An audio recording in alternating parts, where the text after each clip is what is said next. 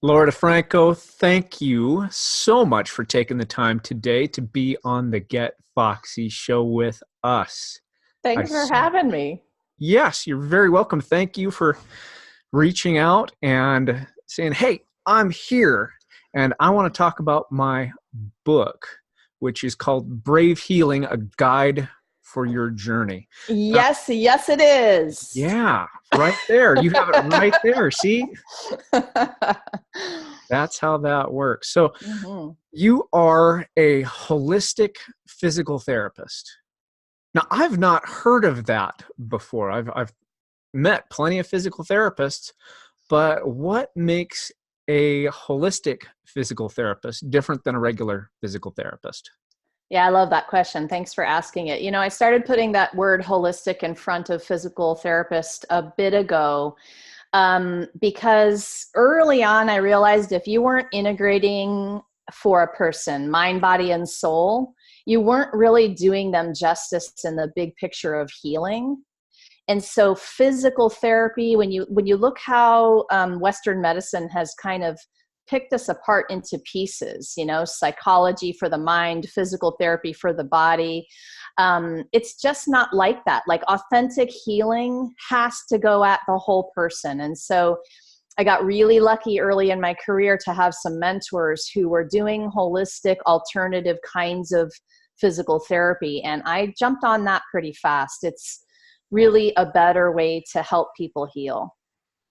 And so, when you mean holistic, you're talking mind, body, spirit, diet. How is that all kind of combined with physical therapy? Yeah, that's a great question also. Well, if they're coming in to see me, they typically have a kind of physical pain. But if I forget to ask them how their life is going, how their stress levels are, if I don't know that they've had a loss in the family, a change of job, a major life circumstance, every emotion we have has a physical manifestation inside the tissue of the body. So if you're forgetting to talk to people and you're just going at them like a body part and moving them around and measuring their range of motion and seeing how weak they are or strong they are, you are missing a big part of the boat. And you mentioned diet, so nutrition as well.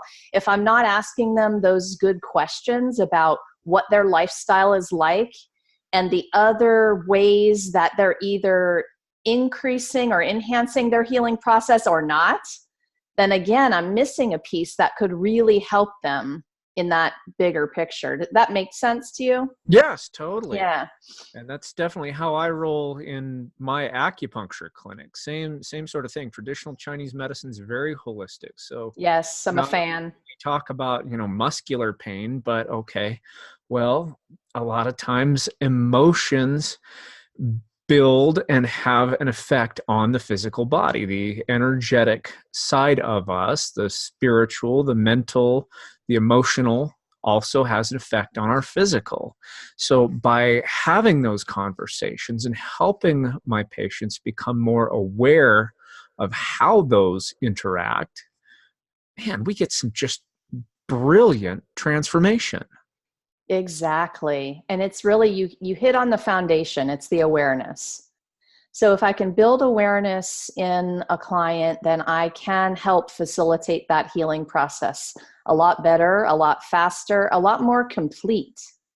I think awareness is the foundation for all healing. It's also the foundation for things like courage and other cool things that, badasses in the world are practicing.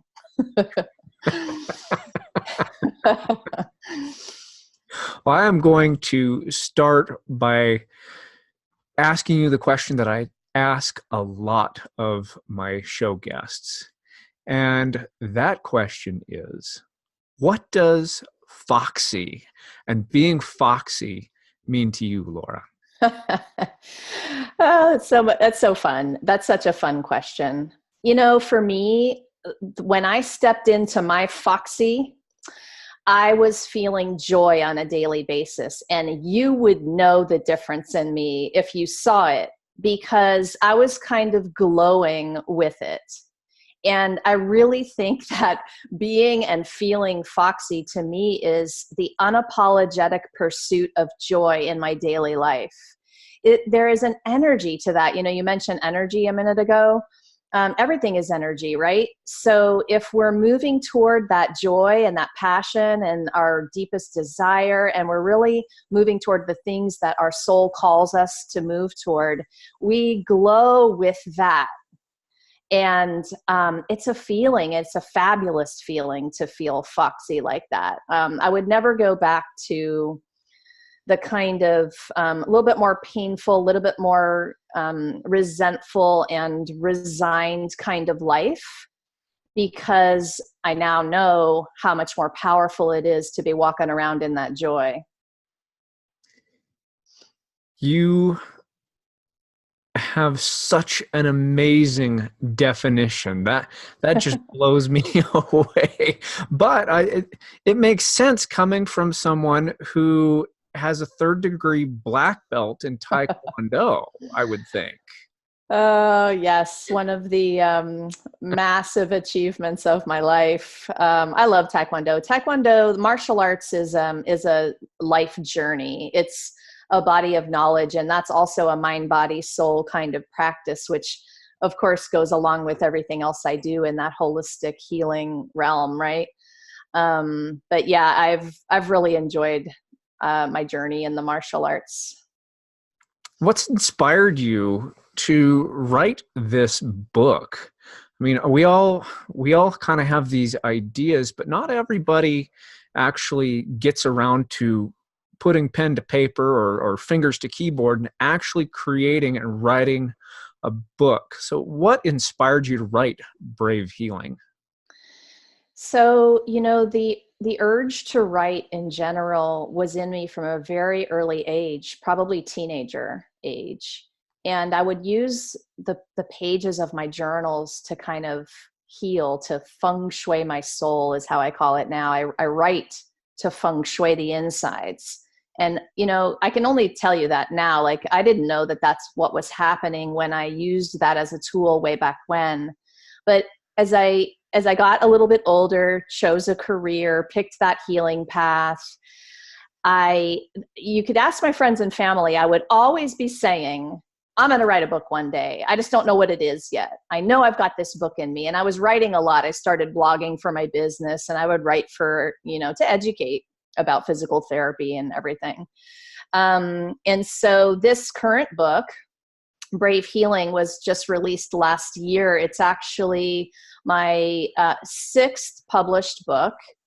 And the first, if I could go back for a moment, it was a day when I realized that that story, the memoir, which was the very first book I wrote, was actually sitting in the pages of my journals. I just didn't realize it.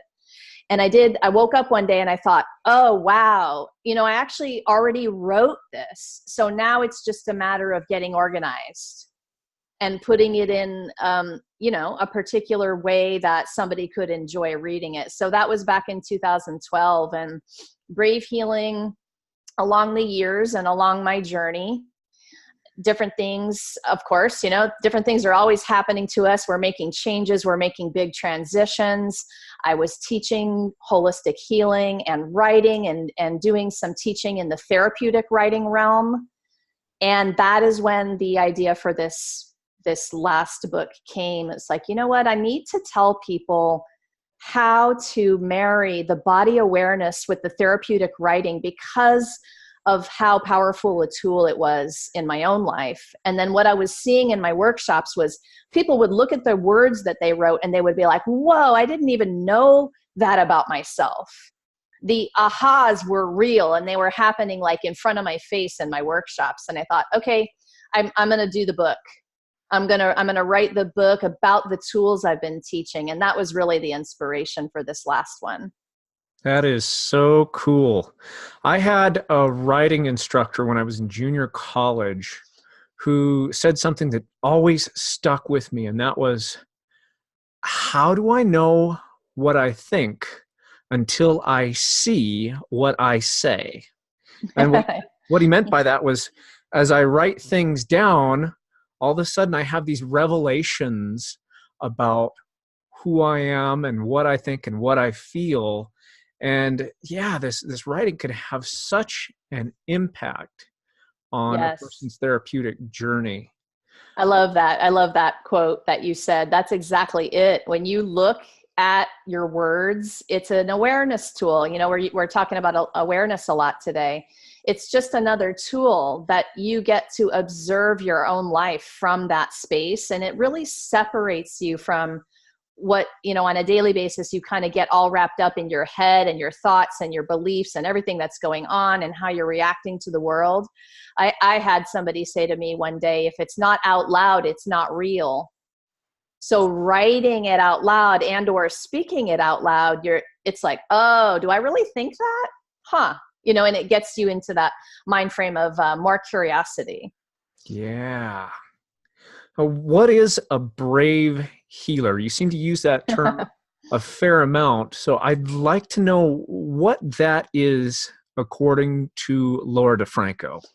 Well, you know, brave healing and brave healer is really my brand at this point. And I think somewhere down the line, I really stepped into knowing that it does take a certain amount of courage to play a little bit bigger in the world. Healers are incredibly unique individuals to begin with. I believe they are warriors. They have chosen a path for their life to help other people on the healing journey. I mean, that alone is unique. And it takes that kind of courage to kind of put yourself out there and be vulnerable. You know, as a healer, I kept realizing I was asking my clients to do the vulnerable work of healing. And then I realized I had to go first. I have to be the trailblazer of that. If I'm going to tell someone else to do it, I better be walking my walk there, you know? So that's required a certain level of brave from me.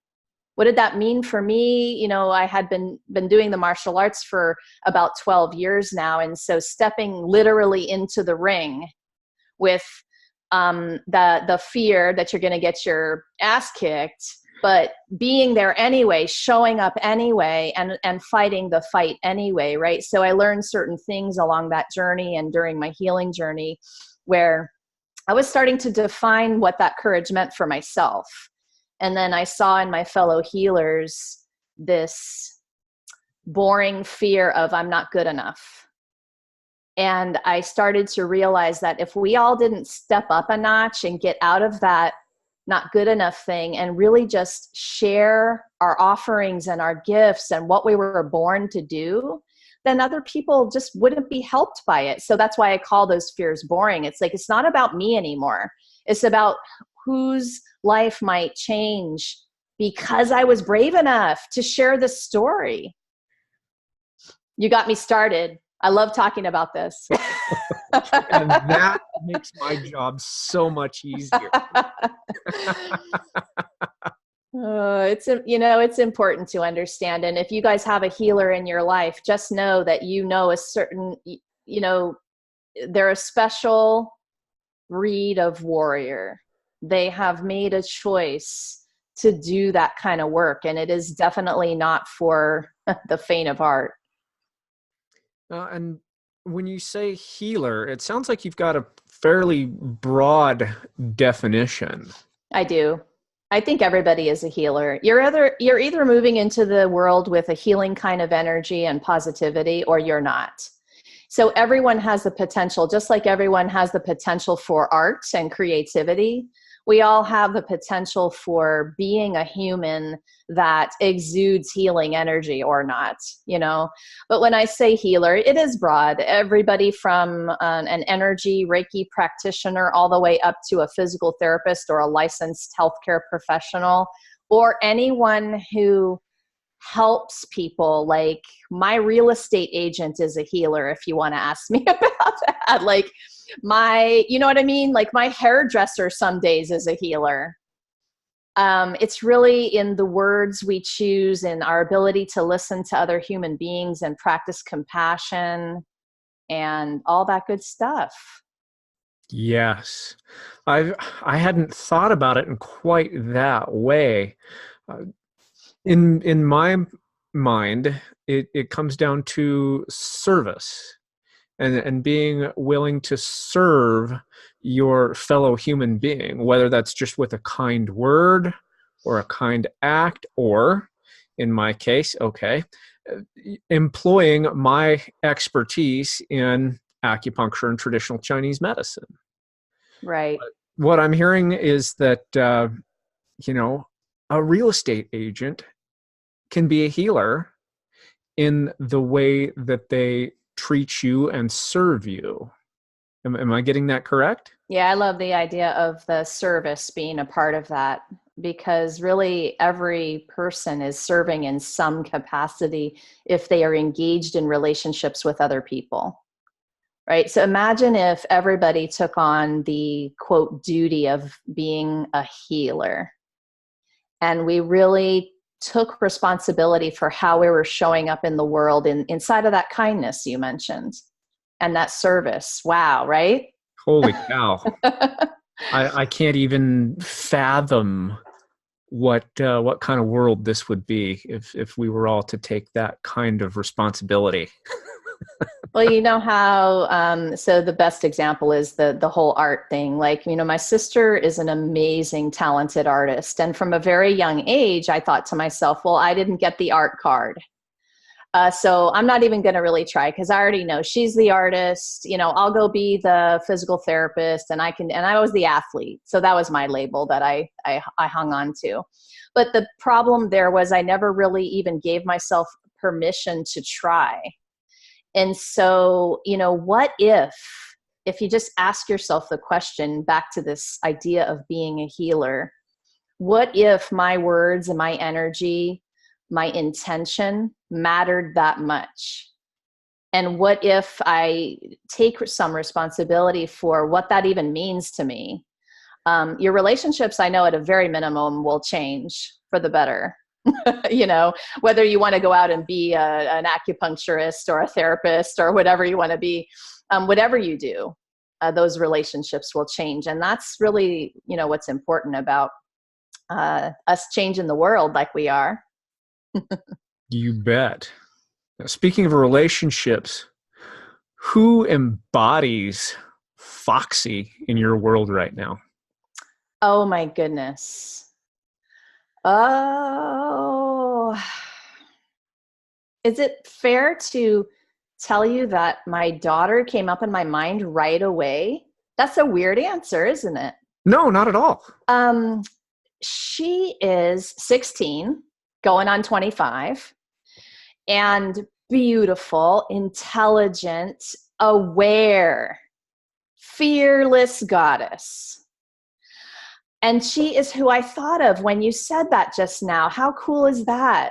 Like, this amazing human being who is, you know, so young still, but also already wise and going at her own relationships with way more awareness than I did at that age. Wowee, you know? Yeah, I feel so honored every day to be her mom. It's a blessing when you can have someone like that in your life. Yes.